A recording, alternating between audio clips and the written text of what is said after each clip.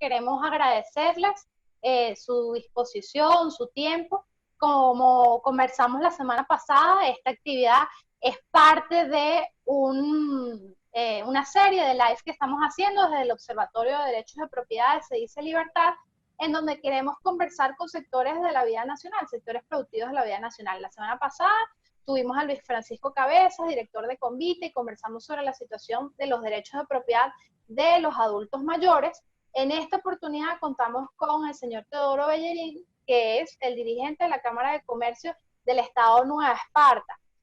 Queremos conversar con él cuál es la situación de los derechos de propiedad en el Estado Nueva Esparta, habida cuenta además de que, de acuerdo a las informaciones emitidas desde el Poder, es un Estado que es foco en esta cuestión de la COVID, pero además han estado sucediendo algunos acontecimientos de importancia, como los saqueos en el Hotel Portofino, pero al mismo tiempo, y es algo que nosotros queremos resaltar, que a pesar de las condiciones económicas en las que está el país y esta emergencia humanitaria compleja previa a esta pandemia, en el Estado de Nueva Esparta no se han dejado de hacer cosas.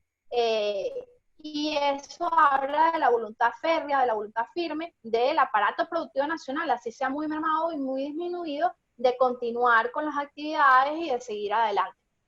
Entonces, bueno, en estos minutos que vamos a estar conversando con el señor Teodoro, queremos que nos cuente cómo está la situación de uno de los sectores más golpeados a nivel nacional, que es el sector comercio, porque además recordemos que, como lo hemos venido hablando desde el Observatorio de Derechos de Propiedad, durante estos últimos tiempos hubo una especie de hibernación de las fiscalizaciones hacia los comercios, que son quizás los más golpeados, pero ha vuelto a resurgir. Se sacó de la hibernación esas fiscalizaciones y nuevamente se ha puesto el peso sobre los comerciantes como los responsables de la situación económica, que en efecto sabemos que no es así.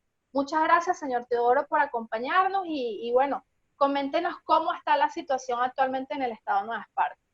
Bueno, yo en primer lugar queremos agradecer la función y el compromiso de ustedes en la difusión del pensamiento y de las ideas de libertad que son intrínsecas al sector privado. Queremos reconocer los esfuerzos que ustedes hacen por promover el debate y la preeminencia del concepto de derecho de propiedad como columna vertebral de las libertades económicas. Y por otro lado, bueno, celebrar que Nueva Esparta haya sido seleccionada por ustedes para abordar desde nuestra realidad el ejercicio del derecho de la propiedad a través del comercio en estos momentos tan difíciles como es el de la pandemia, el de la cuarentena, que nos está afectando de manera muy dura a todo el país. La situación de Nueva Esparta, bueno, nosotros siempre por diversas razones, hemos tenido muchas diferencias con el resto del país. Hay una que es natural, que es nuestra razón geográfica, somos una isla. Esa insularidad nos ha servido y la hemos padecido en otros casos. Nos ha servido, por ejemplo, en el caso del régimen de aduana especial. Nos pudiera haber servido muchísimo en el caso ahorita del control de esta pandemia. Sí somos un foco en cuanto a la cantidad de personas a nivel nacional infectadas, pero todas fueron provenientes del exterior. Todas fueron personas, y cuando hablo del exterior es de tierra firme, independientemente de que hayan venido fuera de Venezuela, pero en todo caso no se originaron acá. La recuperación en Margarita ha sido extraordinaria y la reproducción en la isla ha sido asombrosa en cuanto a que no ha habido más contagios. Los contagios fueron los que llegaron. En los establecimientos comerciales que están operativos no se ha dado ningún caso de personal que haya sido que haya caído enfermo o que haya producido contagio. Las medidas que se han adoptado en Margarita de control de la pandemia han sido muy rigurosas. Nuestros comerciantes se han esmerado en que eso sea de riguroso cumplimiento, porque entendemos la gravedad del asunto. Aparte de eso, nosotros podemos señalar que hemos estado trabajando con mucha fuerza, con mucho ahínco para garantizar el abastecimiento. los contactos con los proveedores nacionales, la garantía de que puedan ingresar la mercancía Margarita, que no es como llevarla de la fábrica que está en Guacara a Maracay, sino es de la fábrica que está en Guacara, por poner un ejemplo, o en Barquisimeto, o en otra región del centro del país, hasta Margarita, tiene un paso que es importante, que es significativo, que es el ferry. Bueno, se ha garantizado el servicio de ferry para nuestros proveedores y durante todos estos meses, todas las semanas hemos venido teniendo el suministro que las fábricas pueden dar, que tampoco es el suministro óptimo, porque sabemos que las fábricas operan con un nivel muy bajo de su capacidad, con industria señala que creo que es algo así como el 20%. Sin embargo, hemos estado recibiendo mercancía de nuestros proveedores nacionales y también hemos estado recibiendo mercancía de los proveedores internacionales. Hay un buque que hace escala en Margarita, que viene desde Kingston, Jamaica, donde allí se recopila mercancía de diversos puntos del país, de diversos puntos del mundo, y nos trae mercancía generalmente cada 3 semanas, era antes, ahorita es más o menos una vez al mes, y desde el mes de marzo, abril y mayo hemos recibido nuestro buque con la carga correspondiente de productos, en su mayoría alimenticios. Hemos estado recibiendo en esos barcos, ha venido arroz, azúcar, harina de trigo, enlatados. Ha sido un aporte significativo que nos da una cierta confianza en cuanto al abastecimiento de Margarita. Y ojo, estoy hablando de cierta confianza, no una total y absoluta confianza, porque las condiciones no están dadas para eso. En todo caso, aquí nos estamos desenvolviendo, no dentro del ambiente que uno quisiera, pero sí con muchas ganas de trabajar, con muchas ganas de salir adelante y de estar venciendo los obstáculos, las dificultades. Con el caso de las autoridades nacionales y las autoridades castrenses, hemos tenido un contacto permanente, casi que a diario, para ventilar las situaciones que se presenten. En el caso del suministro de esa mercancía que le decía que viene de Venezuela, se le ha dado apoyo a la salida de sus vehículos en el carga de combustible para que puedan regresar. Y ha sido importante esas garantías que se le han venido dando. Entonces, en todo caso, aquí estamos, trabajando dentro de estas condiciones tan duras. Hemos escuchado y tuvimos la oportunidad en su cuenta Twitter de leer una información que ustedes sacaron. El Centro de Estudios de Investigación de la Cámara de Nueva Esparta, en su última encuesta flash de abril, revela que solo el 15% de las empresas margariteñas podrían sobrellevar la paralización por 3 meses.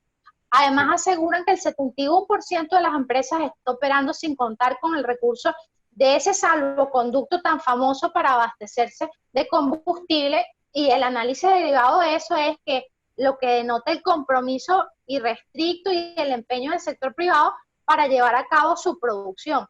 Además, finalmente, en ese hilo que ustedes colocan en el Twitter, dice, el 59% responde que no utilizará la plataforma Patria para el pago de salarios. Eso revela que ese mismo porcentaje paga para salarios muy por encima a los establecidos mediante decretos ejecutivos.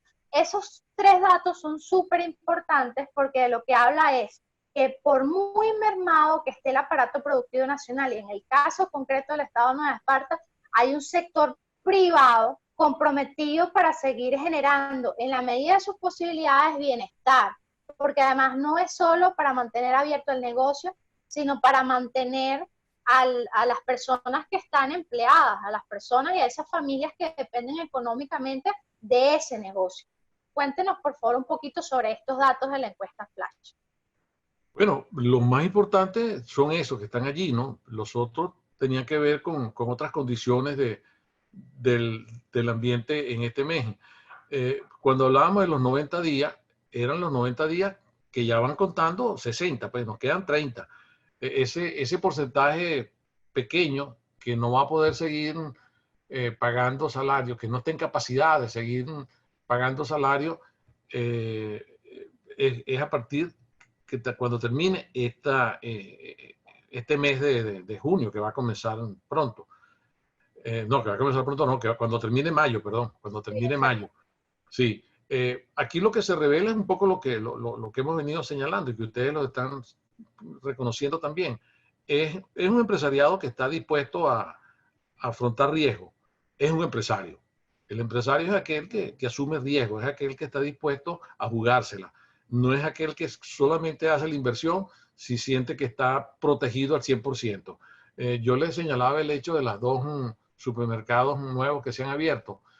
Hay un mercado nuevo que abrió que se llama Family Market. Es un negocio de características muy avanzadas, donde le han puesto algo de tecnología, y otro supermercado de la cadena Río, que son 5.000 metros cuadrados. Esta inauguración es reciente. Esa inauguración de Río fue la semana pasada y la de Family Market fue hace 3 semanas. Es decir, estamos hablando de inauguraciones en plena cuarentena, ¿no?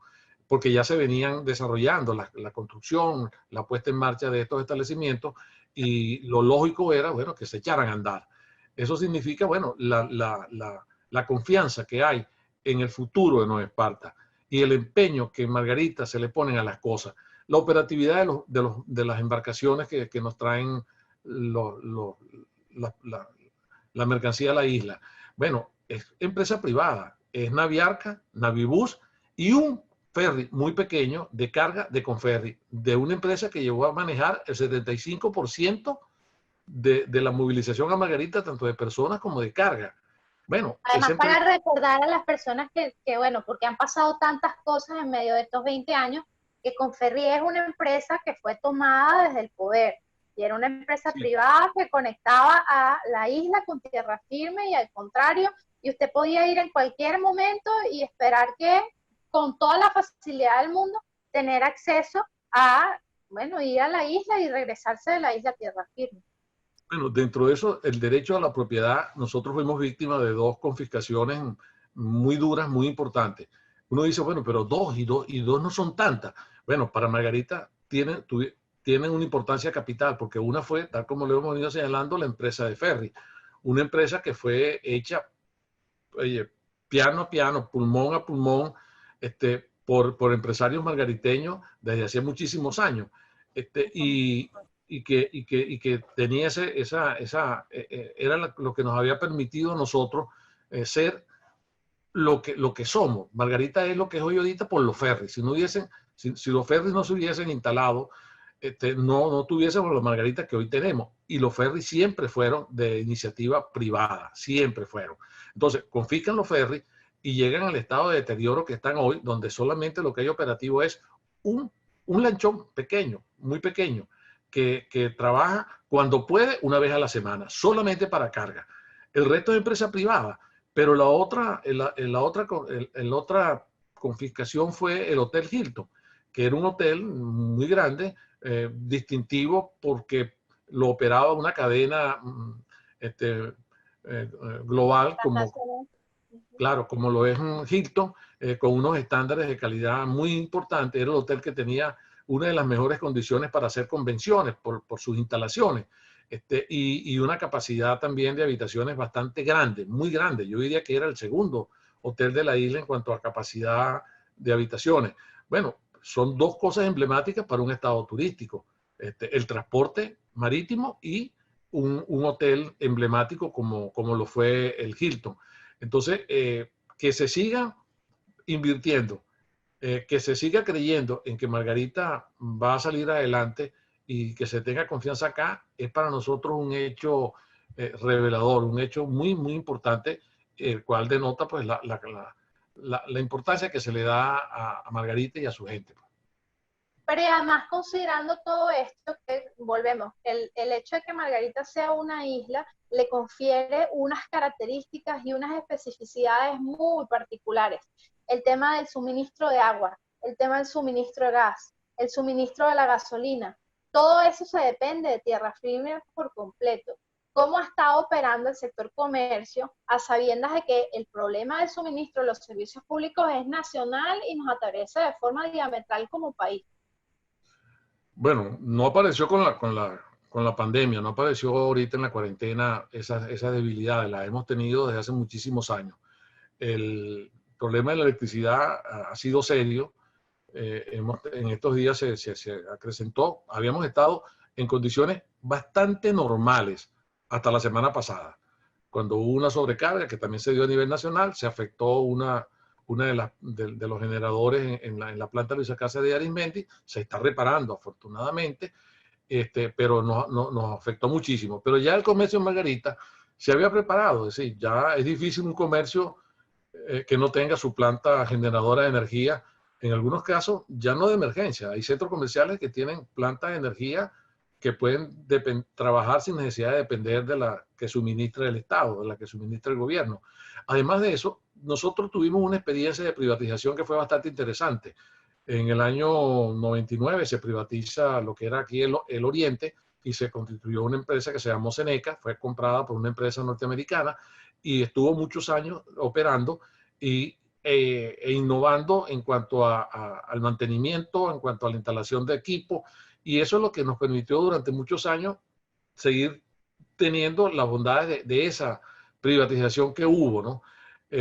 Hemos vuelto a señalar de que es necesario la reprivatización del servicio eléctrico. Con el agua sí ha sido un problema mucho más delicado. Yo insisto y quiero dejar claro que el problema de la electricidad no lo hemos padecido de manera tan intensa como otras regiones del país, salvo la semana pasada que comenzamos con un racionamiento escalonado que el gobierno ha señalado que está reparando la planta, que llegó el equipo para ponerlo operativo y nuestras dificultades de electricidad han sido no tan significativas. Con el agua sí es un caso delicado, un caso grave. Nosotros tenemos dos acueductos submarinos que nos surten. Uno viene de Chacopata, el estado Sucre, y otro viene de Turimiquire, que también queda en el estado Suátegui. En ambos casos, ambos acueductos sufren graves problemas de deterioro por mantenimiento. Hay fuga de agua muy constante. Aparte del mantenimiento de las bombas que tienen que bombear, valga la redundancia y la cacofonía, el agua. Eso ha hecho que el servicio de agua sea sumamente deficiente en Margarita, pero extremadamente deficiente. Sin embargo, los hoteles, los centros comerciales, las residencias, sobre todo los conjuntos residenciales, a sabiendas de que en Margarita el agua siempre fue un problema muy grave, se prepararon para tener el acopio suficiente para poder medianamente trabajar. Eso obviamente que era en las condiciones que teníamos hace 15 años, 20 años, 25 años atrás. Ya eso hoy, por más buen tanque que tenga, por más capacidad que tenga, si no te llega el agua, no lo puedes llenar o lo llenas a media y tienes que surtirte con búsqueda de agua paga. Sí, aquí hay algunos pozos y también, bueno, el agua que almacena Hidrocaribe también, en algunos casos nos surtimos de búsqueda de camiones en esos parales para poder trabajar. El del gas, el mayor padecimiento lo ha tenido la población.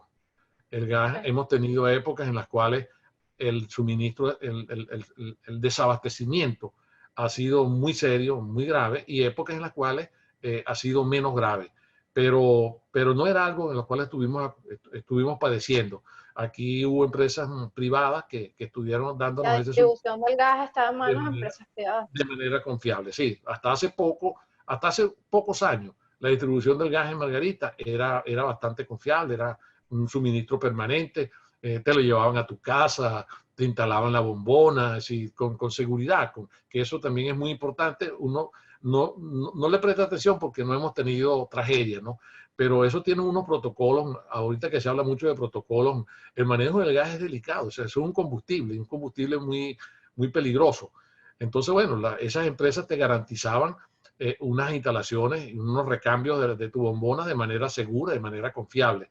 Entonces, bueno, eso lo hemos estado padeciendo. Pero insisto, eso a quien más ha afectado es a la población en sí. Los centros comerciales tienen acopios grandes de gas para la parte donde hay las ferias de comida, los restaurantes igual. En algunos edificios también hay el acopio grande de gas, y otros se fueron a la energía eléctrica, y allí pues me incluyo dentro de los que padecemos cuando tenemos fallas de electricidad, pero son los sectores populares los que más han sufrido la ausencia del suministro de gas. Y en cuanto a los saqueos, señor Teodoro, vimos con mucha tristeza las imágenes del saqueo que sufrió el Hotel Portofino. ¿Se han ocurrido algunos otros acontecimientos similares? Mire, lo de Portofino no fue saqueo y algunos otros hechos aislados tampoco fueron saqueos, fueron actividades delictivas realizadas por personas identificadas que fueron en su oportunidad detenidas y sometidas a la justicia, ¿no? El caso de Portofino es un hotel muy emblemático en la zona de Playa del Agua, porque es un hotel muy grande que no estaba operativo al público, pero sí se mantiene, sí estaba con personal de mantenimiento allí. En algún momento llegaron un grupo de individuos bastante numeroso, 40, 50, 60 personas, y comenzaron a llevarse enseres de ese establecimiento. Hubo la intervención oportuna de los cuerpos de seguridad y se recuperó casi el 100% de lo que se sustrajo. En algunas poblaciones, La Guardia, la vecindad y Juan Griego, también se presentaron conatos de robo de algunos establecimientos de venta de comida que también fueron controlados de manera oportuna, inmediata, por parte de los cuerpos de seguridad. Nosotros, al César, lo que es del César.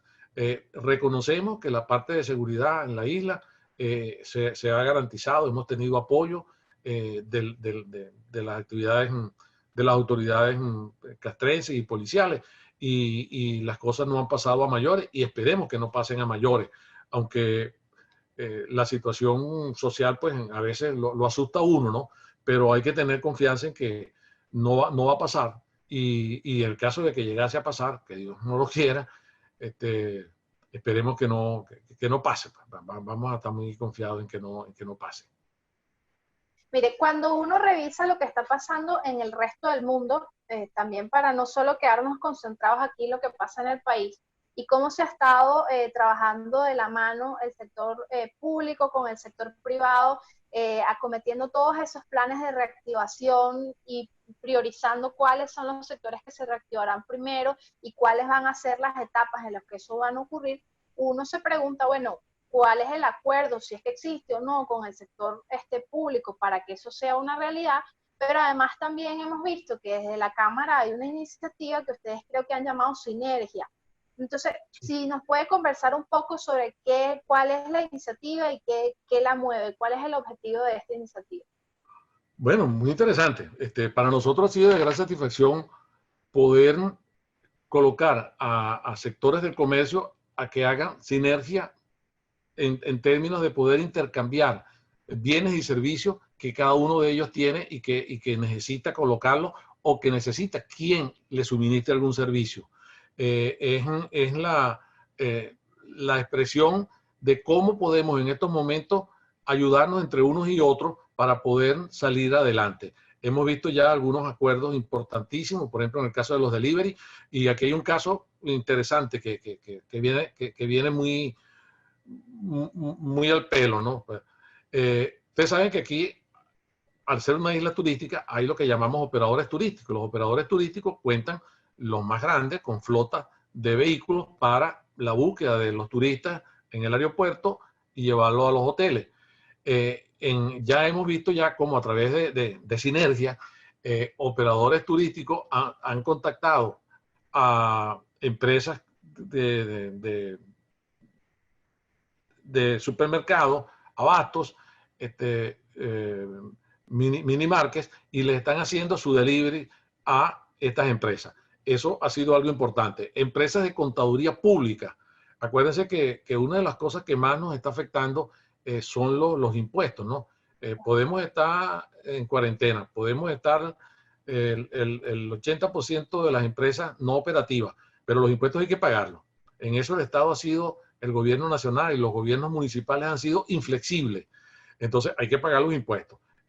Los contadores, hay contadores públicos que se han ofrecido vía online a ofrecer sus servicios de aclarar los impuestos, cómo se pueden pagar, qué se debe pagar, qué no se debe pagar, cómo se debe realizar eso.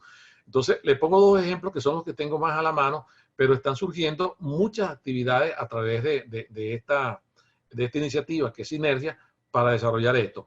Por otro lado, con los organismos, la gestión pública, la gestión con el gobierno nacional, desde hace bastante tiempo, nosotros comenzamos a hablar de la apertura de otros sectores, porque lo consideramos complementario. Por ejemplo, los supermercados están abiertos, las farmacias están abiertas y están abiertas las clínicas, pero las clínicas necesitan trasladar personal y ese personal se traslada en vehículos y esos vehículos necesitan mantenimiento. Esos vehículos en cualquier momento necesitan una reparación, necesitan una refacción. ¿Y quién se la va a hacer si los talleres están cerrados? Bueno, entonces nosotros le dijimos que era necesario una reapertura gradual, muy bien controlada, en este caso de los talleres. Pero también hay otro elemento. Si estos negocios están funcionando, pero si además los que no están funcionando y los particulares en su establecimiento y en sus habitaciones necesitan reparar un baño, necesitan una reparación eléctrica, necesitan de la búsqueda de estas refacciones, ¿dónde la van a comprar si las ferreterías están cerradas? Entonces nosotros en principio, hace aproximadamente un mes, planteamos la necesidad, por ser complementarios, de que se habilitaran estos sectores comerciales. La respuesta no nos las han dado, no nos las han confirmado todavía, se nos ha dicho que se está estudiando, pero nos afectó mucho el hecho de que en Nueva Esparta se incrementara mucho el número de contagios. Entonces eso hizo que una resolución que nosotros, oye, confiábamos por la argumentación que habíamos dado, que no era por la voracidad comercial de estar abierto, aunque se justifica que otros negocios estén abiertos porque están pagando nómina, porque están pagando, deben pagar impuestos, sino por el hecho de que eran actividades complementarias a las que ya estaban operando, a las que se han llamado prioritarias, se nos permitiera esto. Entonces, bueno, está demorado. Luego entró pues ya la cuestión más de carácter nacional y de carácter mundial, porque esto no es una situación que se está pidiendo en Venezuela nada más, ni lo está pidiendo los sectores de ultraderecha, ni mucho menos. A nivel mundial la tendencia es a una presión muy grande, porque las condiciones son muy difíciles, a que se reaperture el comercio gradualmente. Nosotros hemos insistido mucho en la necesidad de cuidar, de extremar las medidas que no permitan que se expanda la pandemia, porque es cuchillo para nuestro propio cuerpo. Es decir, los causantes después de eso, con toda seguridad nos van a señalar que somos nosotros, porque siempre hemos sido los Paganini de las cosas, ¿no? Los empresarios son los culpables de la especulación, los empresarios son los culpables del desabastecimiento, cuando sabemos ya pues que no es así, que no depende de nosotros, dependen de políticas que se han instrumentado de manera incorrecta y que han dado esos resultados. Bueno, cuando hablamos de la apertura gradual, hemos señalado que tiene que ser bajo los controles necesarios establecidos por la Organización Mundial de la Salud. Inclusive, en el caso de Nueva Esparta, lo señalado al comienzo, nosotros hemos ido más allá y nos hemos adelantado. Hemos estado inclusive mucho más allá de lo que piden esos protocolos. Y el caso más claro es que no hemos tenido personas en los establecimientos que están operativos enfermas, ni han salido de allí personas enfermas. Eso evidencia que los controles han funcionado. Y además, entiendo, porque una cosa que le queda a uno súper clara de oír su exposición es: la economía es una red que no puedes picar en pedacitos y pensar que si controlas un pedazo, eso no va a afectar al resto. Entonces, fíjese como usted habla de que es necesario que los talleres hablan, de que las ferreterías hablan de forma controlada, pero al mismo tiempo eso da pie para pensar en el resto de la reapertura. Había cuenta de que cuál puede ser el pulmón y la capacidad financiera del resto de los sectores que no están operando, que están fuera del tema de las farmacias, los supermercados, las clínicas, esto que usted dice como sectores complementarios, pero ¿y el resto? O sea, ¿cuál puede ser el pulmón de esas empresas para seguir soportando estar cerrado además de forma indefinida?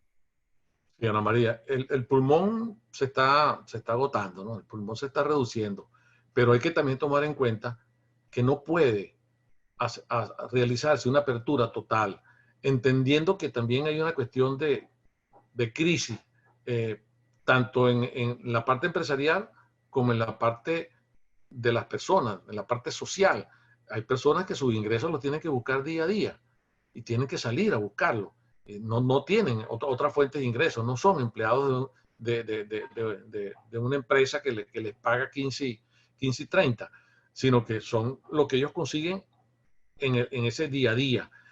Allí también hay una situación bastante delicada, pero que no por eso podemos nosotros decir que se abran todas las puertas para que aquí no importa eso, porque sí, es muy delicado. Esto no es un juego, esto es una situación muy seria, y las experiencias que hemos visto a nivel mundial nos llevan a decir de que en muchos casos, cuando no se le ha prestado atención a estas recomendaciones o a estas instrucciones, los resultados han sido muy malos. Ahí están países que están padeciéndolo, pero también está la población que lo está padeciendo. Entonces es complejo, es difícil. Alguien decía en estos días que no hay tortura más grande que la incertidumbre. Y es verdad, esa incertidumbre que hoy estamos padeciendo todos, porque la estamos padeciendo todos, es muy grave, ¿no? Es decir, ¿qué va a pasar? Nadie lo sabe. Pues. ¿Cuándo va a terminar esto? Esa es la pregunta, como decimos aquí, de las 40.000 lochas. Es una situación complicada que requiere que tengamos mucha paciencia, la hemos tenido bastante, hemos soportado mucho, pero que no podemos desesperarnos y volvernos locos y en consecuencia pues desatar pues una pandemia mayor pues a la que ya tenemos. Claro, pero eso también tiene que ver con el tono propositivo que han asumido las cámaras, porque fíjese que a lo que yo aludí al inicio, tiene que haber un trabajo conjunto entre el sector público y el sector privado pensando en el bienestar, porque yo sí creo que es falso el tema de contraponer la economía con la salud. O sea, para que haya salud tiene que haber una economía fuerte, una economía pujante, porque como usted bien dice, hay gente que lo que se va a comer en el día de hoy lo tiene que trabajar. Entonces, eso necesariamente remite a, bueno, la condición ineludible que pasa porque el sector público y el sector privado se pongan de acuerdo para cómo va a ser esa reapertura, esa nueva normalidad o los nombres que le quieran poner, porque finalmente se requiere, o sea, como usted bien dice, aquí hay un tema de incertidumbre y no hay un horizonte claro, pero al mismo tiempo, bueno, ¿cuáles son las respuestas y las salidas que se le va a dar a eso? Mire, esto es un problema que va más allá de lo económico. Nosotros, semanas atrás, producimos un documento que lo llamamos un gran acuerdo nacional. Si no hay un gran acuerdo nacional que permita que se cambien las políticas que tenemos, esta situación va a durar mucho tiempo. La pandemia podemos salir medianamente de la pandemia en una semana, en unos meses, con los controles, a lo mejor llega la vacuna, pero de lo que tenemos que salir urgentemente es en el cambio de la conducción política del país. Este país ya no aguanta más, se nos ha agotado el tiempo. Y si no hay un acuerdo que permita que cambiemos esto, no vamos a salir adelante. Y ese es un acuerdo que tenemos que entenderlo todo. Lo entendemos el sector privado, pero también lo tiene que entender el gobierno, también lo tiene que entender la oposición, y hay que buscar que eso se concrete en una salida para el país. Y la salida se consigue cuando se consultan a la población sobre qué quiere. Si le gusta esta política, si considera que esta política es la correcta, debe continuar, o si esta política debe cambiar. Pero para ello es necesario ese gran acuerdo nacional que permita que se consulte a la gente, que salgamos de esto, porque no es no es como les digo, no es un problema económico, es un problema político, que es el que genera unas políticas a su vez económicas y unas políticas sociales cuyos resultados los estamos viendo. Es una situación que pasa primero por un gran acuerdo que necesariamente, aunque a muchos les disgusta la palabra, es un gran acuerdo político. Claro, sí, además rescatar que la emergencia humanitaria compleja en la que estamos viviendo, la que está padeciendo cada uno de nosotros como venezolanos, es la consecuencia directa de esas políticas, políticas de control. Yo quisiera que nos conversara un poco acerca de este resurgir de las fiscalizaciones y este reavivamiento de las actividades de la SUNDE. ¿Cómo ha estado en el estado Nueva Esparta? Bueno, en primer lugar, que ya esas políticas señalaron de que no daban resultados. Se han hecho algunas apariciones, han tratado de fiscalizar, han fiscalizado algunos negocios, no han tenido repercusiones negativas profundas, más allá de que el negocio se cerró por unas horas o por mediodía mientras se hizo la fiscalización, no fueron masivas, no fueron intensas, pero obviamente que no son las salidas, ya nosotros lo hemos dicho, es más de lo mismo que no ha dado resultado. Son controles que no han ayudado, que lo que ha provocado ha sido escasez. Y no es a eso a lo que queremos llegar, no es eso lo que hemos estado buscando.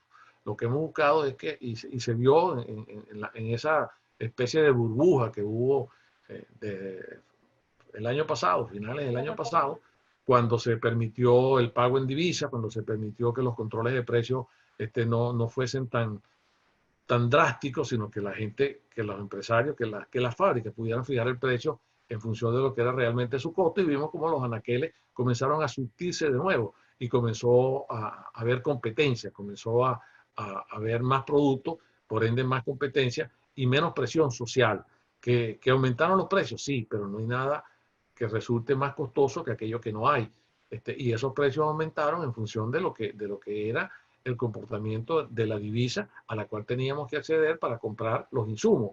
Entonces, Margarita, pues, no es que ha estado exenta, pero no lo hemos padecido en manera tan intensa, y hemos buscado siempre mantener las relaciones con el sector público, es decir, con el gobierno, que hagan de que eso se haga cuando lo consideran ellos conveniente, de una manera que no cause mayores prejuicios, mayores daños.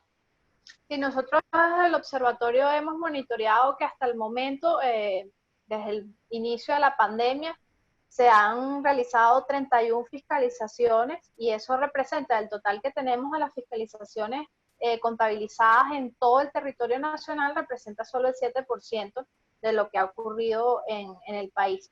Yo sí quisiera, ya para ir cerrando un poco esta conversación que hemos sostenido con usted, que nos cuente, porque nosotros sabemos que la Cámara de Comercio del Estado de Nueva Esparta es muy activa, que ha estado haciendo una serie de actividades que al final, desde afuera, lo que uno siente es que lo que están tratando es de agregar valor a sus agremiados y seguir sumando para seguir fortaleciendo el sector comercio, por muy golpeado que esté.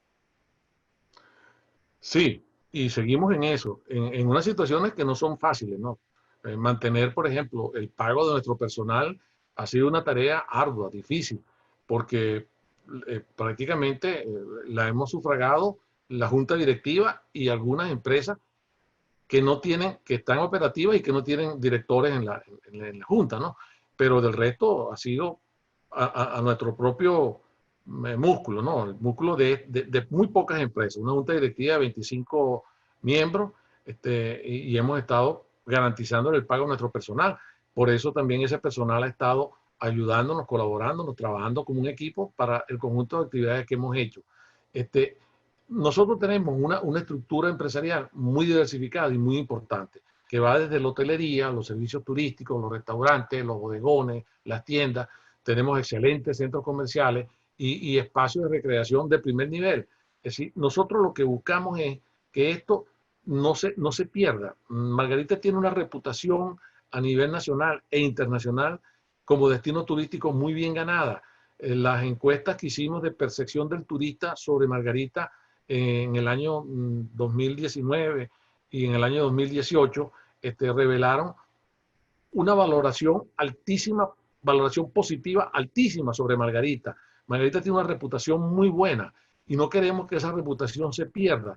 Entonces, todo lo que estamos haciendo es en función también de que Margarita pueda seguir siendo un sitio turístico seguro, un sitio turístico confiable, en primer lugar para el venezolano. No estamos contando con que los primeros que nos van a venir a visitar son los turistas del exterior, son los turistas nacionales, son los turistas del país, los turistas de Maracaibo, del centro del país, los gochos que son muy buenos visitantes a la isla. Es decir, nosotros queremos que ese turismo nacional siga viendo a Margarita como un atractivo fundamental, como un aspiracional que mucha gente tiene de ir a Margarita, de repetir a Margarita. Ese es el gran reto que tenemos. No es un reto fácil, es un reto bien complejo, dadas las condiciones por las cuales nos hemos paseado, en la cual nosotros siempre destacamos lo bueno. Lo que es difícil, lo que es complejo, buscamos cómo resolverlo, buscamos cómo buscarle salidas a eso conjuntas, porque aquí la mayoría de las cosas hay que buscarle salida entre el sector público, el sector privado y los trabajadores.